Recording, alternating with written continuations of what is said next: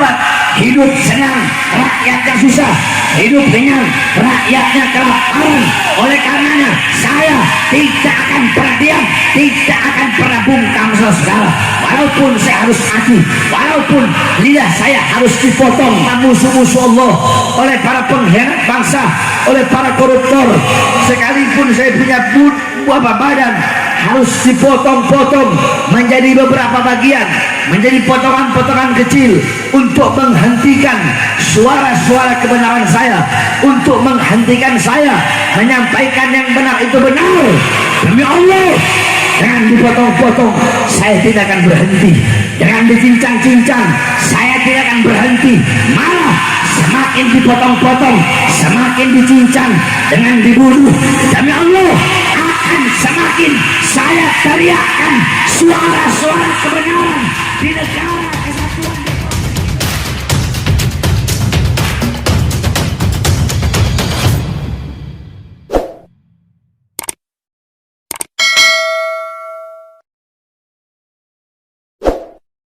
Kita doakan semoga Allah panjangkan umur beliau, Allah sehatkan jasmani dan rohani beliau.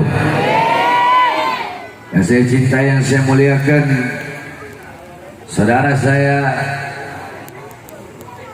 yaitu Abang Abdul Aziz beserta seluruh keluarga besarnya, beserta seluruh keluarga besar almarhum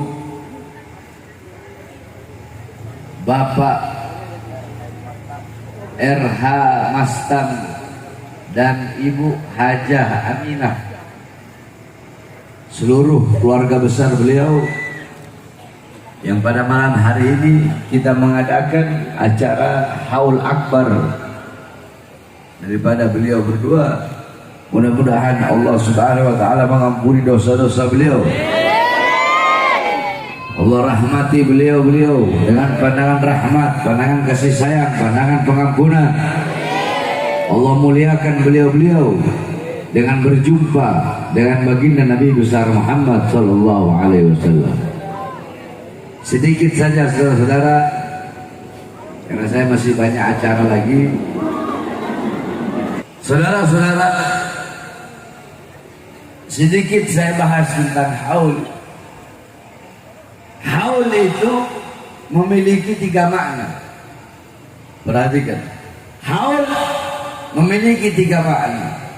Makna yang pertama, arti yang pertama, haul itu artinya adalah sekeliling, sekeliling, sekitar.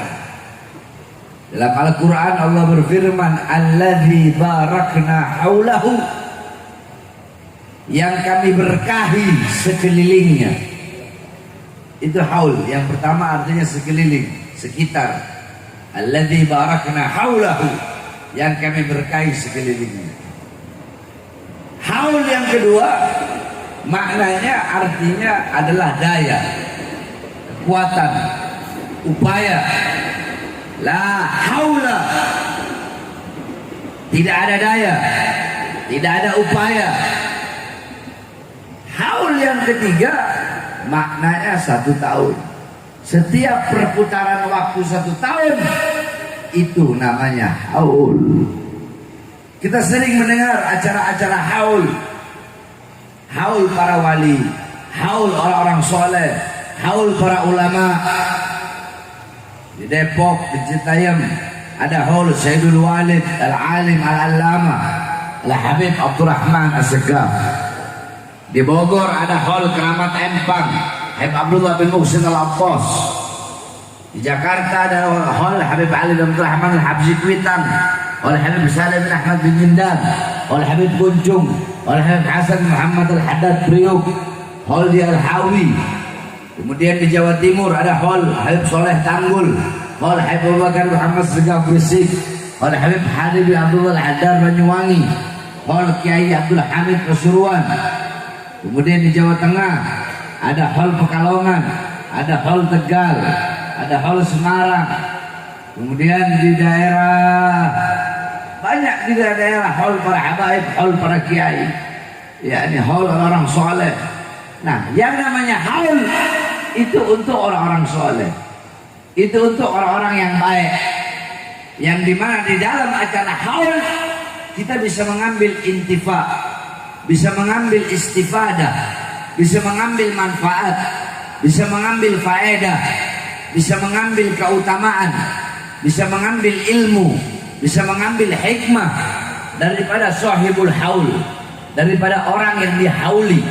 Karena di acara haul biasanya dibacakan manaqib, dibacakan sejarah hidup daripada sahibul haul.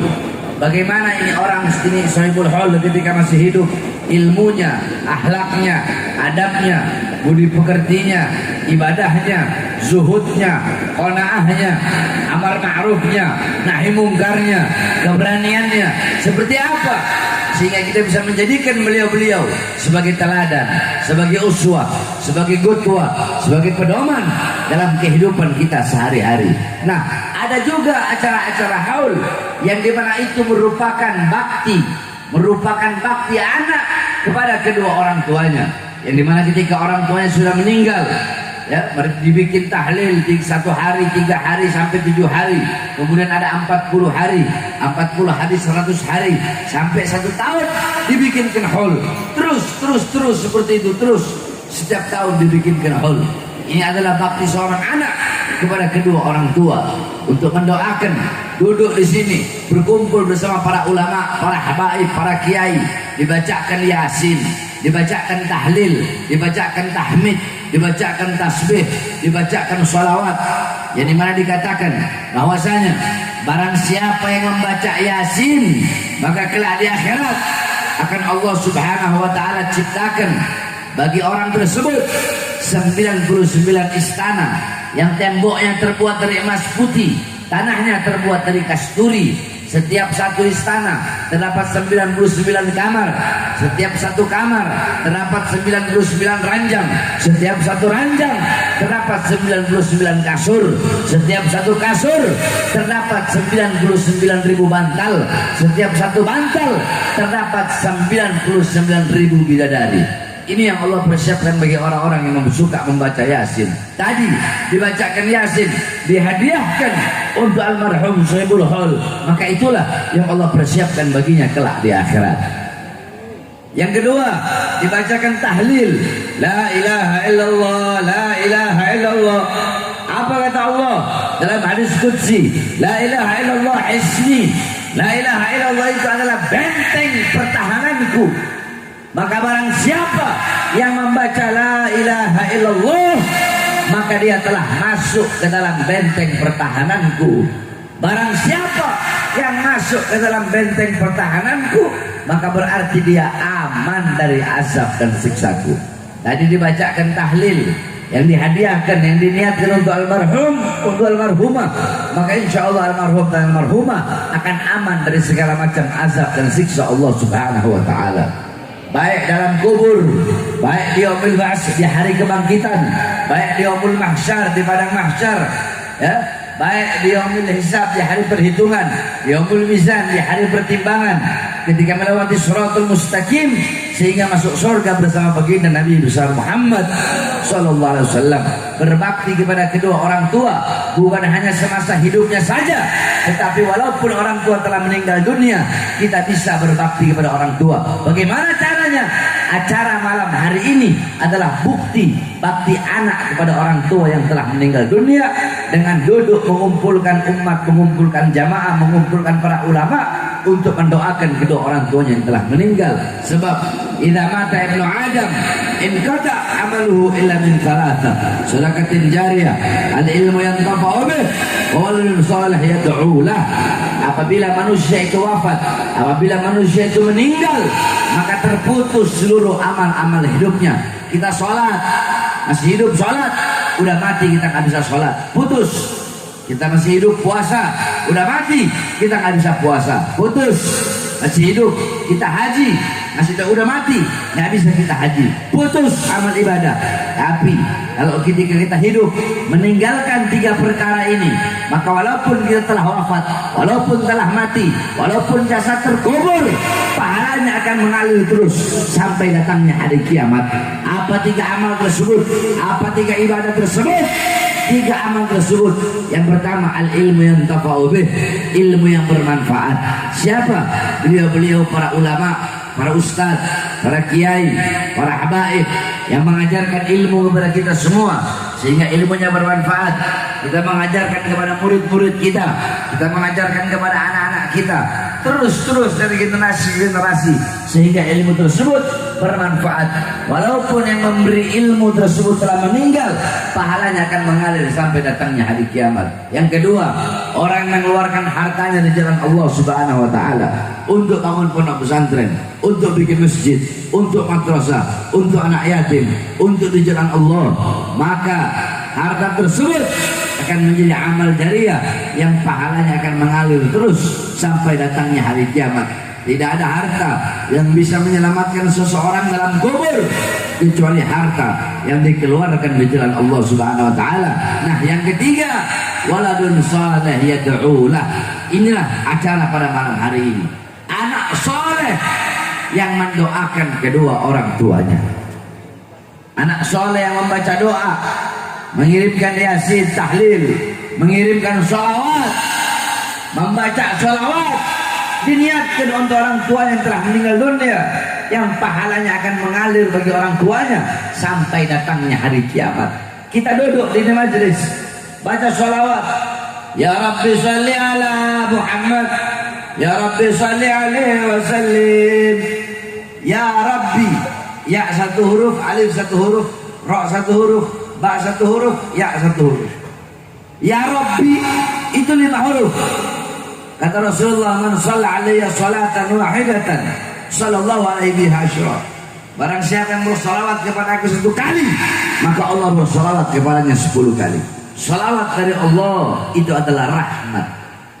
Allah Subhanahu wa taala memiliki malaikat yang selalu berdiri di atas makamnya Nabi Muhammad. Apa tugasnya malaikat tersebut? Tugas malaikat itu menyampaikan sholawat orang-orang yang hidup kepada baginda Nabi besar Muhammad. Kalian dulu bersolawat, itu malaikat sampaikan, ya Rasulullah, malam hari ini ada acara, Bang Ajis bikin acara haul kedua orang tuanya, orang-orang berkumpul, fulan bin fulan, fulan bin fulan, fulanah binti fulan, disebut engkau punya nama itu bersatu di hadapan kubur Nabi Muhammad. Mereka bersolawat kepadamu yang dimana dihadiahkan untuk almarhum dan almarhumah yang acaranya dihauli pada malam hari ini. Apa kata Allah? Bawa salawat mereka menghadap Allah Subhanahu wa taala. Dibawa engkau punya salawat menghadap Allah. Apa kata Allah? Akan aku ciptakan dari setiap satu huruf dari salawat yang mereka baca. Berarti dari setiap huruf ya, dari setiap huruf alif, dari setiap huruf ra, dari setiap huruf ba, dari setiap huruf ya Rabbi sholli, dari setiap huruf shad, dari setiap huruf lam, dari setiap huruf ya, dari setiap satu huruf. Kata Allah, aku ciptakan 360 malaikat yang memiliki 360 kepala. Setiap kepala memiliki 360 wajah. Setiap wajah memiliki 360 mulut. Setiap mulut memiliki 360 lidah. Setiap lidah akan memohonkan ampun atas dosa-dosa orang tersebut, dan tidak akan berhenti malaikat tersebut memohon ampun sampai datangnya hari kiamat. Itulah yang Allah berikan, yang Allah hadiahkan bagi Sohibul Hal, yang pada malam hari ini kita bersolawat, kita niatkan untuk beliau. Oleh karenanya pesan saya, wasiat saya, saudara-saudara sekalian yang dimuliakan oleh Allah, pada acara hall yang berbahagia pada malam hari ini banyak berkumpul para ulama. Jangan jauh dari ulama, bapak-bapak, ibu-ibu, apalagi para pemuda-pemudi. Jangan engkau jauh dari para ulama, jangan jauh dari orang-orang soleh, jangan jauh dari para habaib, jangan jauh dari para kiai. Ikuti beliau-beliau, cintai beliau-beliau, karena beliau-beliau adalah penerus perjuangan Nabi Muhammad. Beliau-beliau penyambung lidah Nabi Muhammad. Beliau-beliau adalah yang menerima tongkat estafet perjuangan Nabi Muhammad. Al ulama warasatul anbiya. para ulama adalah pewaris para nabi. Al ulama amanah rasul. Para ulama adalah kepercayaannya Rasul. Rasulullah mempercayakan, mengamanahkan ini agama, ini Islam, ini iman, ini sholat, ini takwa, ini ilmu, ini amal, ini ibadah, bukan kepada siapa-siapa melainkan kepada para ulama. Maka dekati para ulama. Almar'u ma'aman ahab. Seseorang kelak di akhirat akan dikumpulkan bersama orang yang ia cintai. Yuhibbal qaum yalhaq bil jamaah. Pecinta suatu kaum akan berkumpul dengan kaum yang ia cintai. Jikalau engkau cinta ulama, engkau cinta orang-orang soleh, engkau cinta orang-orang yang dekat kepada Allah, yang patuh, yang tunduk kepada Allah, di akhirat engkau akan dikumpulkan bersama beliau-beliau di bawah naungan Rasulullah SAW.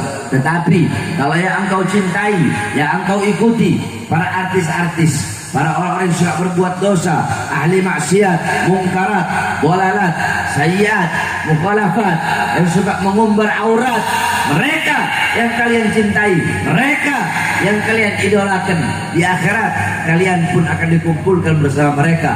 Mereka sengsara, kalian sengsara. Mereka celaka, kalian celaka. Maka jangan jauh dari para ulama.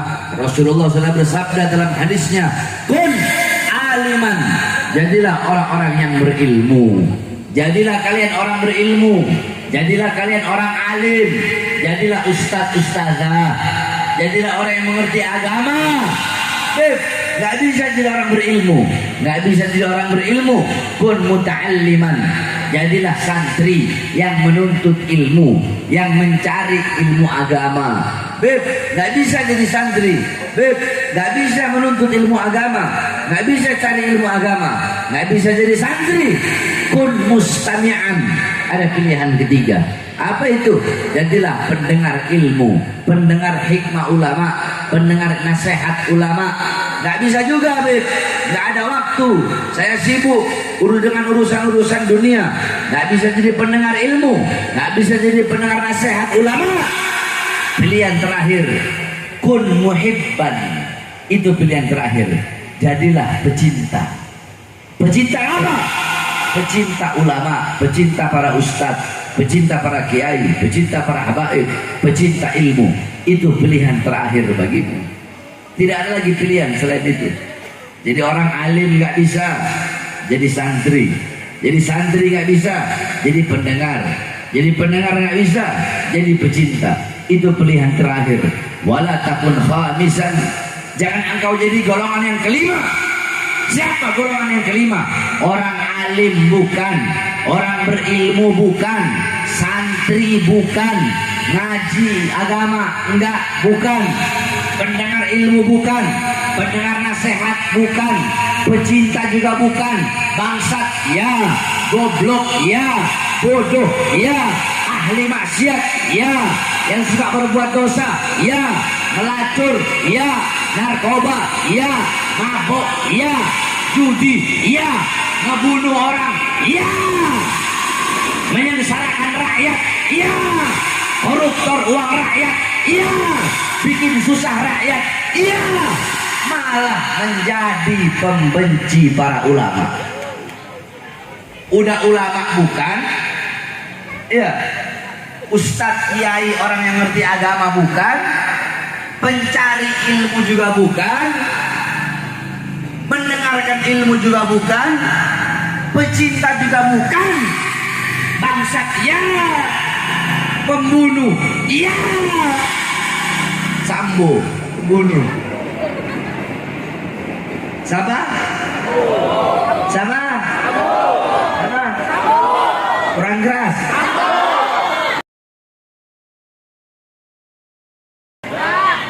Kan fakta nyata. Siapa?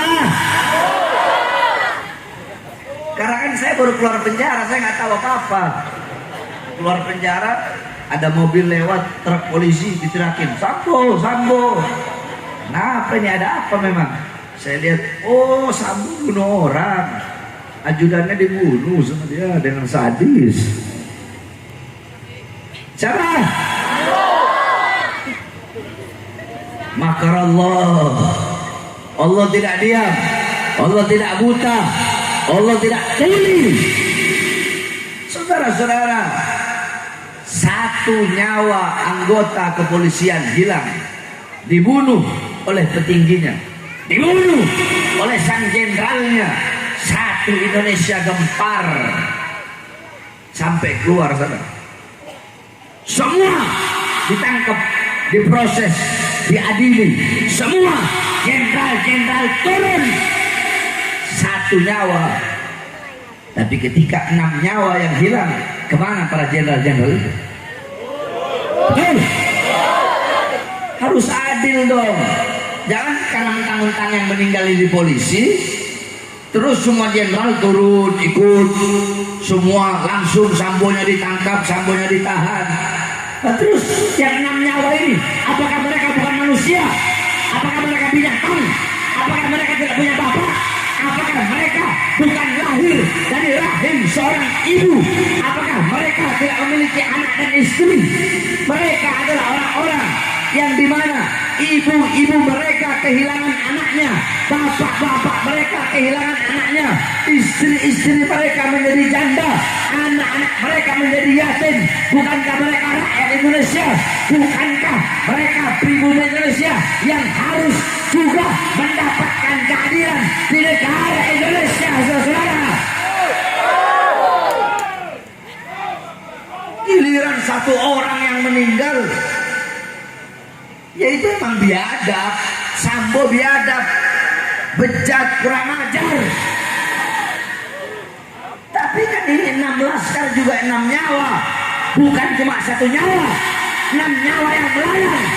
Sehingga wajib bagi pemerintah untuk mengusut ulang siapa sebenarnya dalang-dalang di balik pembantaian 6 nyawa pengawal Habib Rizik yang mereka merupakan bagian daripada rakyat Indonesia, saudara. Betul. Iya, Sambo. Habib Bahar baru keluar penjara, nggak ada kapok-kapoknya ya.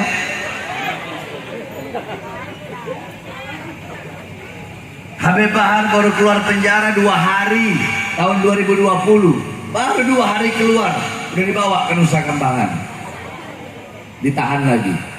2021 bebas,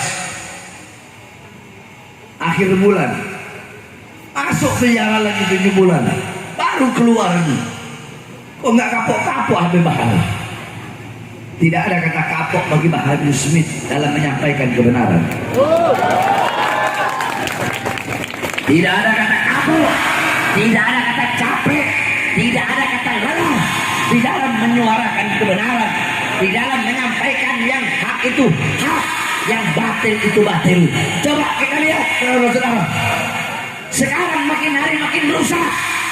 BBM naik, betul.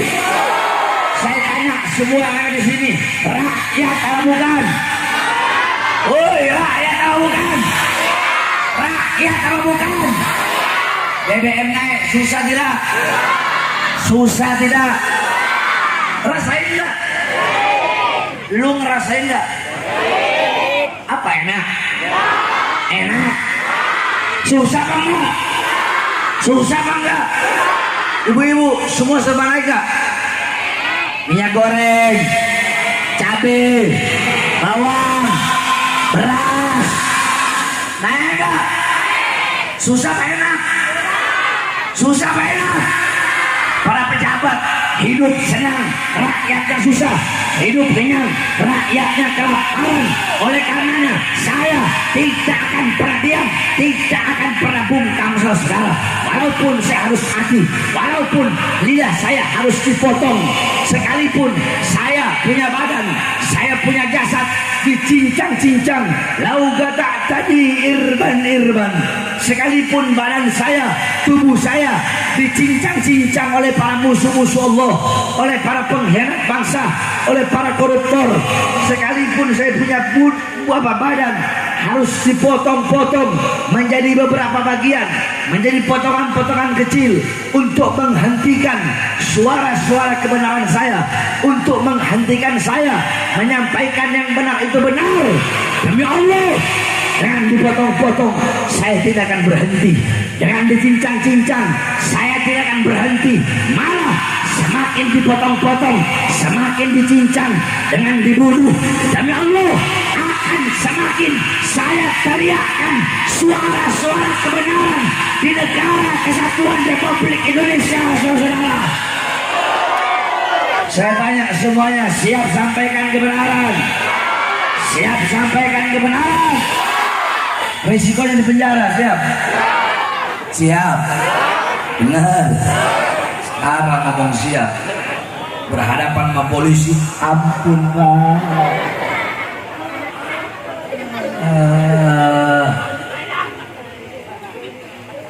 Jangan pernah takut menyampaikan suara kebenaran, saudara.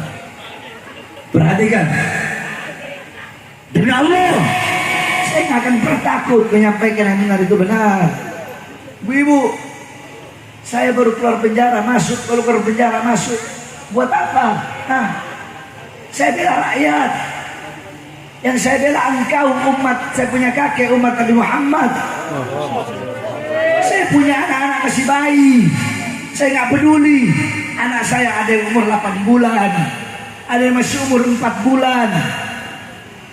Saya nggak peduli anak saya nggak peduli istri saya. Saya keluar dari rumah pergi dakwah, pergi ceramah bawa kafan. Saya udah siap, udah rela mau mati kek, mau dibunuh kek. Kenapa? Andaikan saya nanti mati, keluar, nyampe rumah, tinggal jenazah, anak istri saya akan tersenyum melihat jenazah saya sambil mereka berkata, inilah cita-cita dan tujuan Bahar bin Ali bin Smith. Bapak-bapak, ibu-ibu, suara-suara kebenaran yang saya sampaikan tidak akan membuat tidur para pengkhianat bangsa menjadi nyenyak. Suara kebenaran yang saya sampaikan akan membuat tidur mereka melelahkan, akan membuat tidur mereka tidak nyenyak, tidak lelap, akan menjadi mimpi buruk bagi mereka. Suara-suara kebenaran yang saya sampaikan akan menjadikan mereka mengingat dosa-dosa mereka. Oleh karenanya saya wasiatkan, jangan pernah takut untuk menyampaikan dan menyuarakan kebenaran. Saya tanya semua sekali lagi, bapak-bapak, ibu-ibu, pemuda-pemudinya, semua yang ada di sini, siap disampaikan kebenaran? Siap sampaikan kebenaran? Siap sampaikan yang hak itu hak? Siap sampaikan yang batil itu batil? Apapun resikonya siap? Siap bela Islam? Siap bela ulama? Siap bela rakyat? Siap bela NKRI? Siap bela bangsa? Siap bela Indonesia? Allahu Akbar! Allahu Akbar! Indonesia merdeka! Merdeka! Merdeka! Allahu Akbar! Semoga Allah jadikan negara kita negara yang baik, negara yang aman, negara yang damai. Allah bersihkan negara kita dari para pengkhianat bangsa. Allah bersihkan negara kita dari orang-orang munafik, dari pejabat-pejabat munafik, dari aparat-aparat licik, dari pejabat-pejabat biadab, dari aparat-aparat bangsa, dari ulama-ulama munafik, dari ulama-ulama biadab, dari ulama-ulama yang menjual agama Allah. Mudah-mudahan Allah hancurkan mereka dan Allah ganti dengan yang lebih baik. Amin amin ya rabbal alamin. Bismillahirrahmanirrahim. Allahumma yazaka khairal as'alah اللهم اطلب منا اللهم اطلب اللهم افتح لبلدنا ولأهل بلدنا الإندونيسيا فتوحة الأرشية والرحمة والبركة. اللهم انصرنا من قوم الظالمين والفاجرين والفاسقين والكاذبين والكافرين، وانصرنا من الأمراء الظالمين وسلطان الجاهلين. وصلى الله على سيدنا محمد وعلى آله وصحبه وسلم والحمد لله رب العالمين. والعفو منكم. السلام عليكم ورحمة الله.